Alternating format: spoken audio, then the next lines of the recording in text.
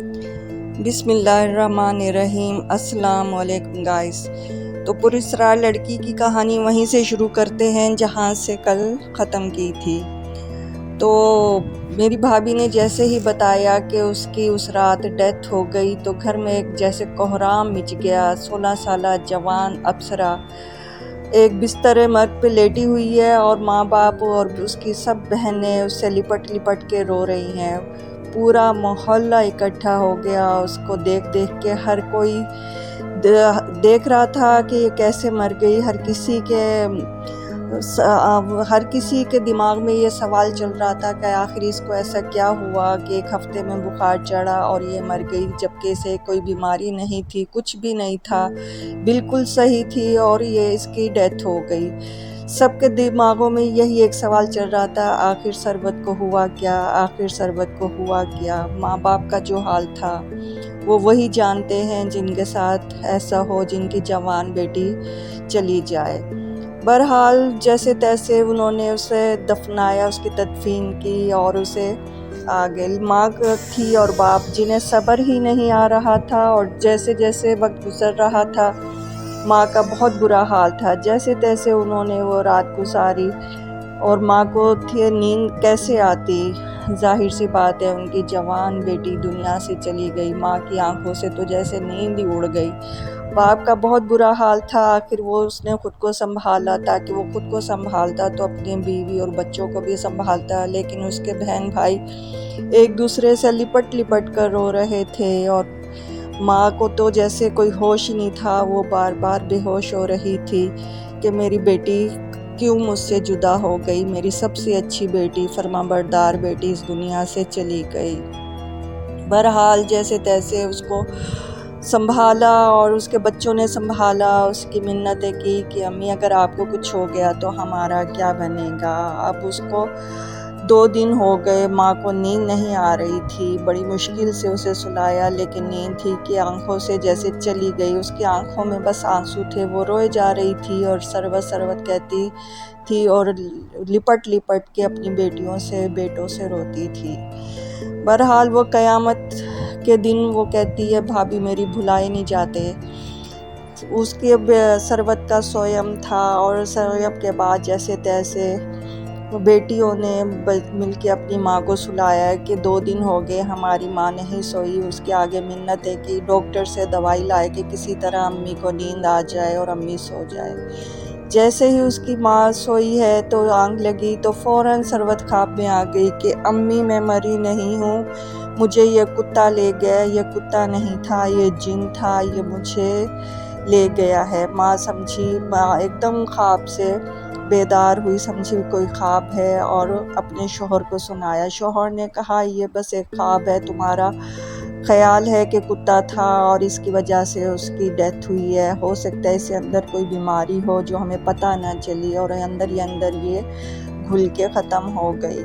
تو انہوں نے اگنور کیا۔ پھر اگلے دن پھر ماں سوئی ہے، جیسے پھر ماں کو خواب میں وہی کتا ثروت نظر آئی اور کہتی ہے ماں میں نہیں مری ہوں، خدا کے لیے مجھے لے جاؤ، مجھے یہ کتا لے گیا ہے، یہ کتا نہیں تھا، یہ جن تھا، ماں خدا کے لیے مجھے اس سے چھڑا لو، یہ مجھے بہت تنگ کرتا ہے، اس کا پورا قبیلہ ہے جو مجھے تنگ کرتے ہیں، یہ جن تھا، یہ جن تھا، مجھے لے جاؤ۔ اب تو ماں کو جیسے قرار ہی نہیں آ رہا تھا، اس نے اپنے شوہر کو بتایا۔ اب تھوڑی سی تشویش اس کے شوہر کو بھی ہوئی کہ ہو سکتا ہے یہ بات سچ ہو۔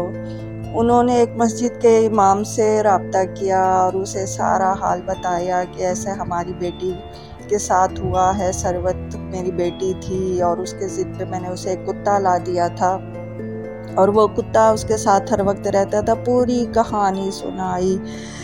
تو جیسے ہی امام صاحب کو بتایا کہ اب ثروت خواب میں آ رہی ہے اپنی ماں کو اور کہتی ہے کہ میں مری نہیں ہوں امی، مجھے یہ جن تھا، یہ لے گیا ہے، آپ مجھے خدا کے لیے بچا لیں۔ تو جب 4-5 دن تک ماں کو یہی خواب آتا رہا تو انہوں نے کہا کہ ہو سکتا ہے یہ صحیح ہو۔ مسجد کے امام صاحب نے بھی کہا کہ چلیں ایسا کرتے ہیں، ہم قبر کشائی کرتے ہیں۔ تو مسجد کے امام صاحب قبر کشائی کے لیے اور کچھ لوگوں کو لیا جو قبر کھودتے تھے، ان لوگوں نے قبر کھودی تو دیکھا وہاں ثروت کی لاش نہیں تھی، ثروت غائب تھی بما کفن کے۔ تو اب تو ان کو حیرت کی انتہا نہیں رہی کہ آخر یہ ثروت سچ ہی کہہ رہی تھی کہ یہ کتا نہیں تھا، جن تھا، اور ثروت کی لاش آخر کہاں چلی گئی۔ وہ بہت پریشانی کے عالم میں گھر آئے، تو کیونکہ اس وقت گھر میں ثروت کے مرے ہوئے 3-4 دن ہوئے تھے تو ان کا دھیان نہیں گیا، تو انہوں نے دیکھا کہ گھر سے کتا بھی غائب ہے۔ پہلے تو انہوں نے توجہ نہیں دی، جیسے ہی ثروت خواب میں آ رہی تھی کہ یہ کتا نہیں تھا، جن تھا، انہوں نے دیکھا کہ گھر میں کتا کہاں ہے۔ سارے گھر میں دیکھا، پورے محلے میں دیکھا، کتا نظر نہیں آیا۔ تو واقعی وہ کتا نہیں تھا، جن تھا وہ بھی گھر سے غائب ہو گیا۔ جس دن ثروت کی ڈیتھ ہوئی تھی اسی دن وہ کتا بھی غائب ہو گیا۔ تو ثروت خواب میں آ کے ماں کو بتاتی تھی کہ ماں مجھے یہ اس راستے سے آپ آئیں اور یہاں پہ میں ہوں، مجھے آ کے لے جائیں۔ ماں اور باپ انجانے میں اس راستے پہ چلے تو گئے، لیکن آگے کا راستہ وہ سمجھا نہیں پا رہی تھی اور وہ ماں باپ کو سمجھ نہیں آیا اور وہ واپس آ گئے۔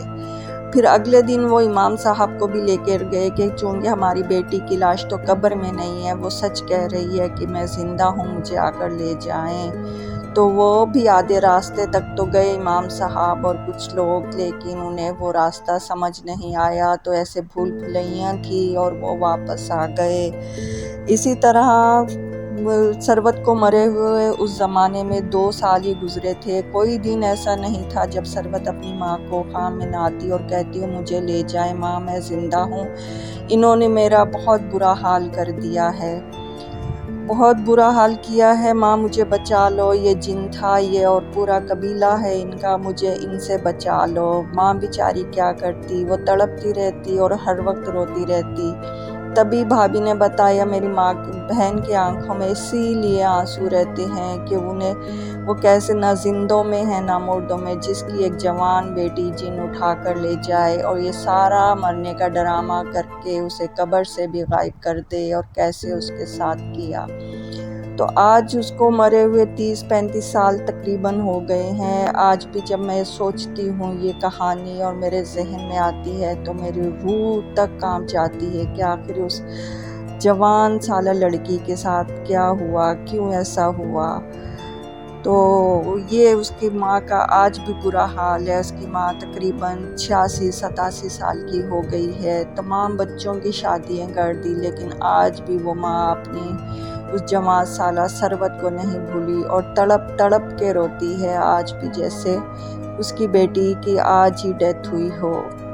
تو واقعی صحیح کہتے ہیں کہ جس کی جوان اولاد چلی جائے اس کے ماں باپ کو ہی پتہ ہوتا ہے کہ اس کا کیا حال ہوتا ہے۔ باپ تو اس کے 2-3 سال کے بعد اس صدمے میں چل بسا تھا، لیکن ماں بیچاری آج بھی زندہ ہے اور اپنے مرنے کی دعائیں کرتی ہے۔ نہ جانے ایسی ماؤں کی بھی عمر کیوں اللہ تعالیٰ دراز کر دیتا ہے، جو تڑپتی رہتی ہے اپنی بیٹی کے لیے۔